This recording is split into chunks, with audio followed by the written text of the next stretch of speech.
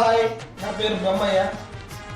ఈ మధ్యన జరిగిన సంఘటనలు కాదు, ఎన్నో సంవత్సరాల నుంచి జరిగే సంఘటనలు మీ ముందుకు తీసుకొస్తున్నాను.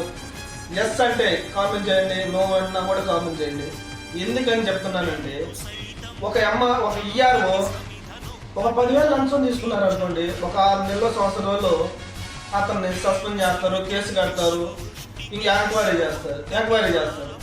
అదే మాదిరిగా ఒక మంత్రి ఎన్ని కోట్లు అవినీతి చేసినా కూడా అతని మీద ఎందుకు ఎంక్వైరీ చేయరు అనేది మీరు ఆలోచిస్తున్నారా?